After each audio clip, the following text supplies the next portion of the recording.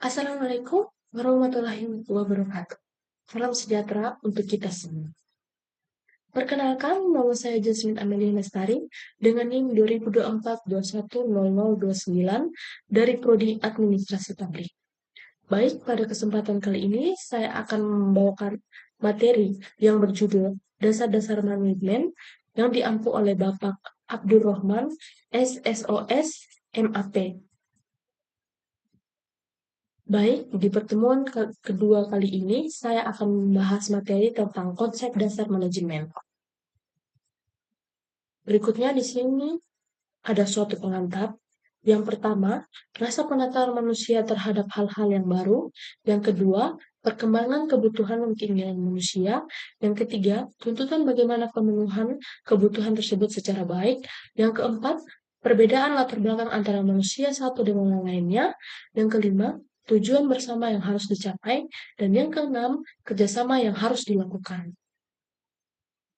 Baik, kita akan masuk ke dalam pengertian manajemen. Terdapat dua pengertian manajemen, yaitu etimologi dan terminologi. Etimologi yaitu pemaknaan kata sesungguhnya atau kata dasar seperti rumah, sawah. Terminologi yaitu pemaknaan kata yang sudah mengalami pergeseran seperti perumahan, persawahan. Manajemen secara etimologi dalam bahasa Latin manus yang artinya tangan dan ejri yang artinya melakukan. Manajemen secara terminologi dalam bahasa Latin manageri yang artinya menangani, dalam bahasa Prancis manajemen yang artinya mengatur, dan dalam bahasa Indonesia manajemen yang artinya mengelola. Berikutnya, kita masuk di pengertian manajemen menurut Wijayanti tahun 2008. Yang pertama, manajemen sebagai seni. Bagaimana menyelesaikan pekerjaan melalui tangan orang lain. Yang kedua, manajemen sebagai proses, dimaknai sebagai proses perencanaan, perorganisasian, pengarahan, pengawasan, dan penggunaan sumber daya. Yang ketiga, manajemen sebagai ilmu dan seni. Sebagai pengetahuan untuk secara sistematis memahami bagaimana dan mengapa orang bekerja sama untuk mencapai tujuan.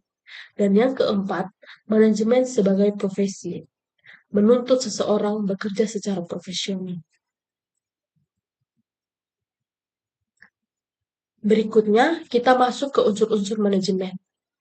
Yang pertama, ada man, yang artinya manusia atau orang. Yang kedua, money, yang artinya uang. Yang ketiga, materials, yang artinya material. Dan yang keempat, machines, yang artinya mesin. Dan yang terakhir adalah methods, yang artinya metode atau cara. Menurut Peterson, manajemen adalah penggunaan manusia, uang, dan bahan untuk mencapai tujuan. Baik, berikutnya kita masuk ke piramida kekuasaan manajemen. Terdapat 3 susunan piramida. Yang pertama, first line management, middle management, dan yang paling terakhir, top management. Baik, di sini saya akan menjelaskan apa itu first line management.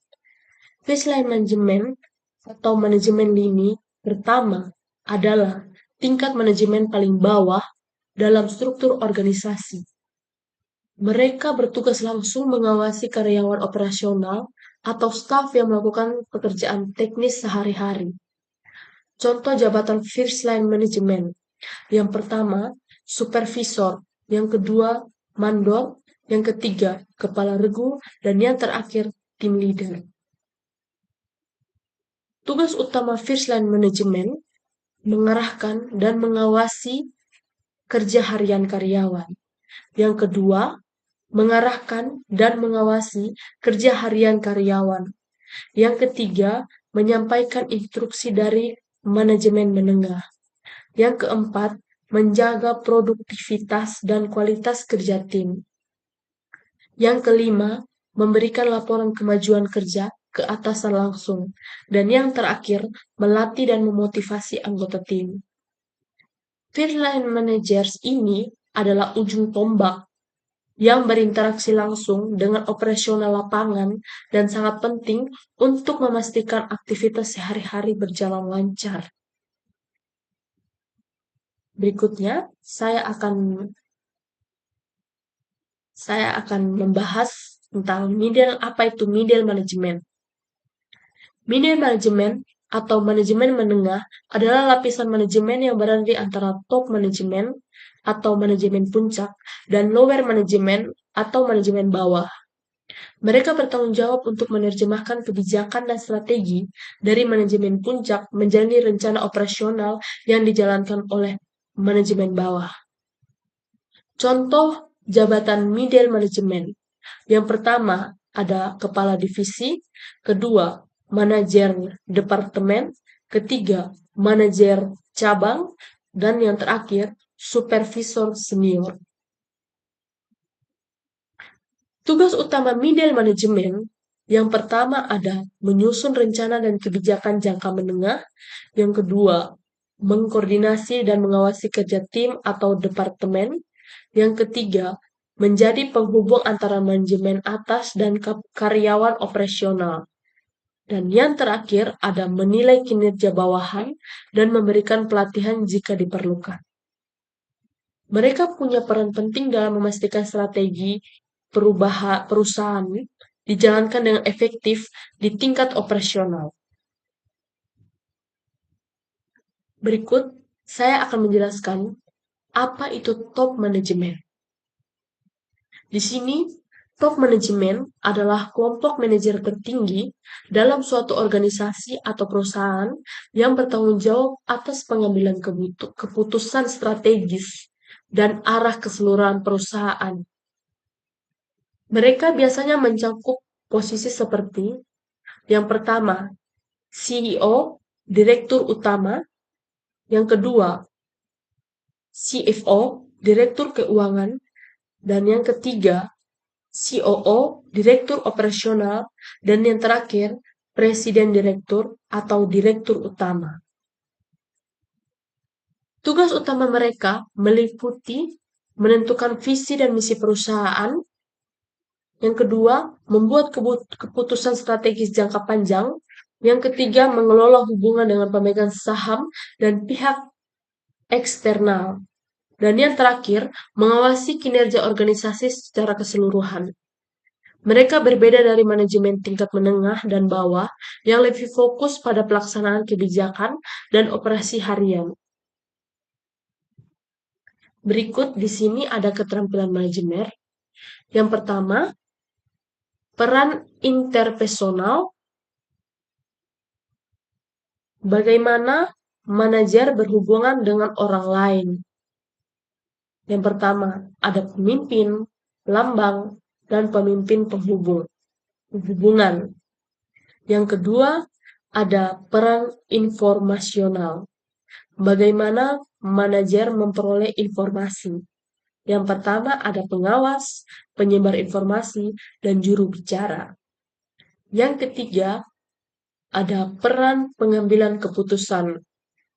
Bagaimana manajer memanfaatkan informasi untuk mengambil keputusan. Yang pertama, ada entrepreneur. Yang kedua, penanganan kerusakan atau gangguan. Yang ketiga, pengalokasian sumber daya. Dan yang terakhir, ada negosiator. Baik, di diagram berikut ini, lingkup keterampilan manajer. Dari yang paling bawah, manajer tingkat rendah yang membahas tentang teknikal, dan manajer menengah yang membahas tentang human, dan yang terakhir, manajer puncak yang membahas tentang konseptual. Berikut ada komposisi keterampilan manajemen.